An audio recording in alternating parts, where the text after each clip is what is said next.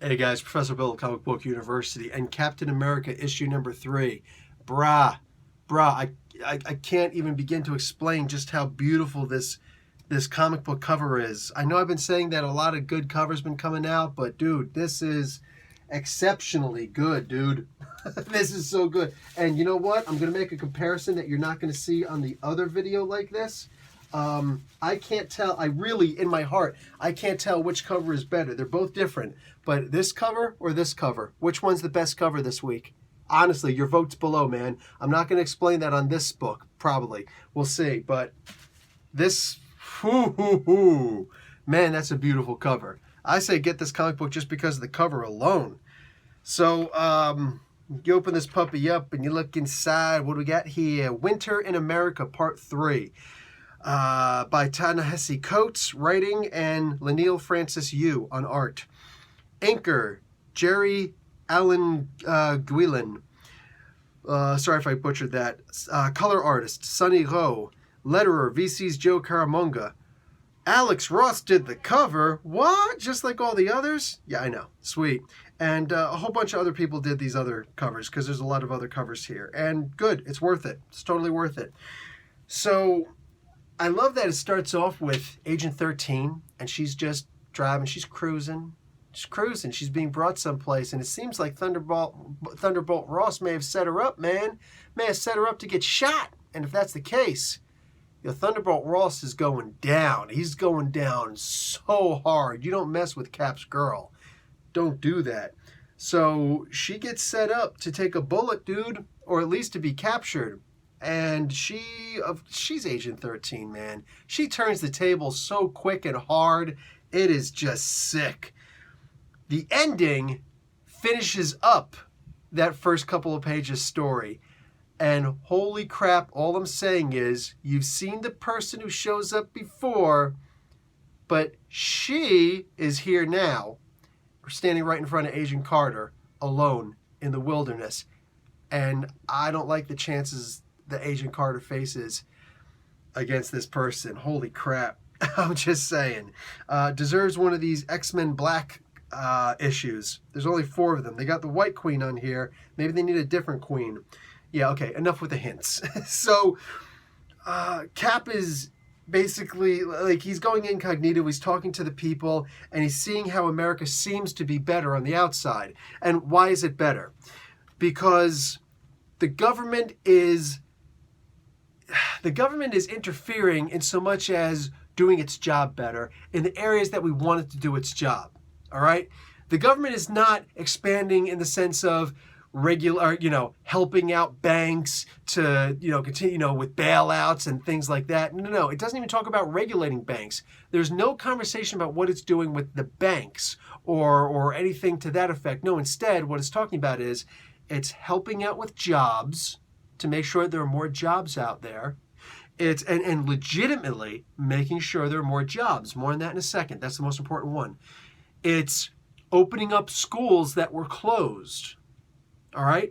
It's doing all of these social programs, all right? Not social welfare. It's doing all these social programs to get Americans more active, to get them proactive on top of just being active, and to actually get them out there able to feel as though they're doing something on their own.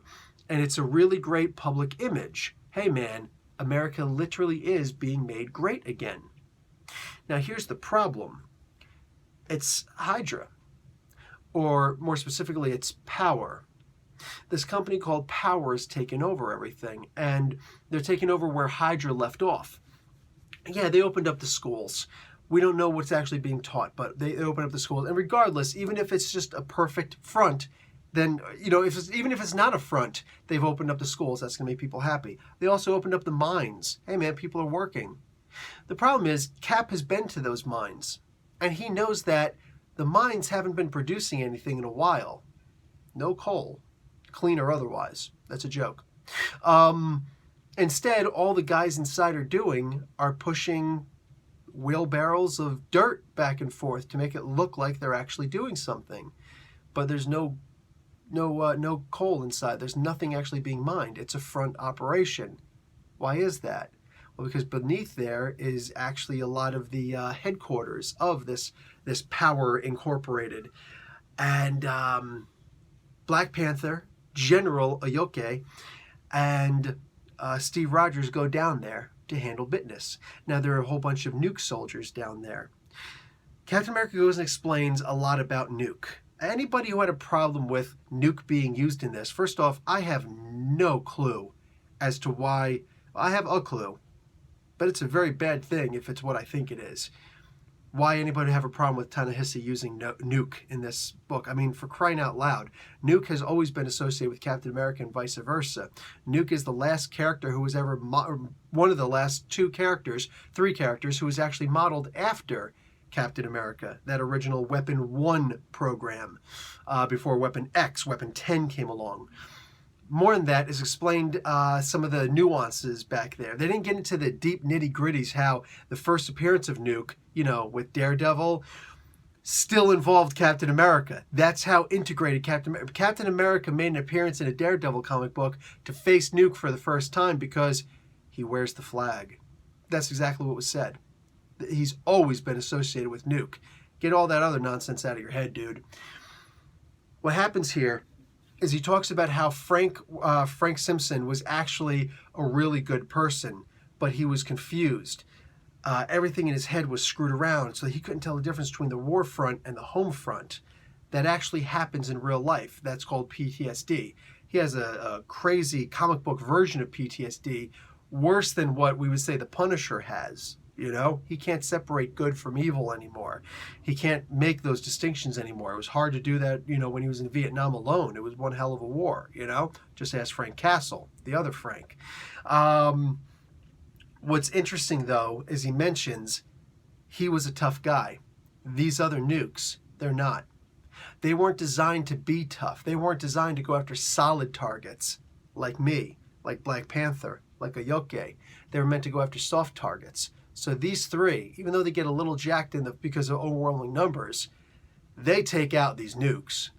This is one of the best action scenes. Like, dude, what did I say? Leinil Yu is on this book? Yep. Leinil Francis Yu, dude. He tears it up with this book, man. Cap gets stabbed at one point, and Black Panther or Ayoke, one of those two, it's off camera, has to jump in and help him out.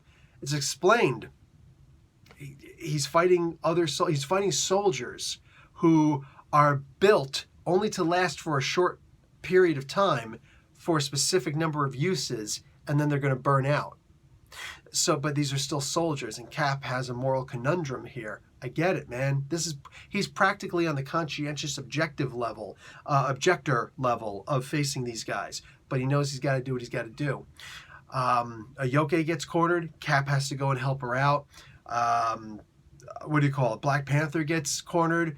They got to go and help him out. Like, everybody has the idea is that all three of these guys have each other's backs, and the action is drawn well, the camaraderie is drawn well, the words, the text boxes indicating what they're doing is just done so well. This was such a smooth comic book. Now, it's deep. There's a deep subject matter, but it's a topological sort of implementation to explain the book. So you are not going to understand everything. I didn't understand perfectly everything that was happening in this book. It's meant to be a little bit hazy. You think about what's actually happening in the book. It's meant to feel hazy, like there's something else here. I'm just not getting it. That's us actually being in Captain America's shoes. When they get to the end, Ayoke comes charging out and she says, Cap, Agent 13, we need to get to her now. She's in dire trouble. And then we see what happens at the end of the book with Agent 13. General Thaddeus Thunderbolt Ross is going to have a whole lot of answering to do. And I don't think he ever should have been put in the position he was put in the first place. And I think Cap's going to have something to say about that. This is cool. This is political without being a whole taking sides kind of thing. You know what I'm saying? There is no, this is a blue book or this is a red book. No, this is a red, white, and blue book. That's what this is. There's a great story here. And anybody who's not actually reading this book, that's on you, man. That's on you. This is, so far, this is good. Like, everything about this book. Go ahead, find art you don't like. Find words you don't like. Find something you don't like in this book. Challenge is on. You know what I'm saying? This is awesome. I'm loving everything that I'm seeing and reading here. There's, I don't know about spoilers, but there are little hints of things that have happened, things that are coming, and I'm digging it. I'm digging everything. And literally, the way this is being written, I almost feel like as if this is going to wind up crossing over with the Punisher series pretty soon. And I really hope it does. Because Frank Castle and Steve Rogers seem to be on a collision course. That's what I'm saying. I'm seeing the undertones of that. I'm really hoping that I'm right. Because, oh, that would be one hell of a crossover. I want to see a little 4-issue mini event with just these two. You know, just like a little 4-issue mini event. Plus, you know, like 2 or 3 issues. Yeah, 3 issues of that book, 3 issues of this book. That's what I want to see. That would be an awesome little, and just have Rosenberg and ta-Nehisi. I know ta-Nehisi's busy. I'm sure Rosenberg's busy too. Just have these two collaborate really quick and be like, okay, here's what we're going to do. Ba-da-da-dang, and just knock it out. I would love to see that. I would love to see that because it looks like it would be perfect to have these two cross over like that. All right, that's going to be it for me, guys. Professor Bill, Comic Book University. Class dismissed.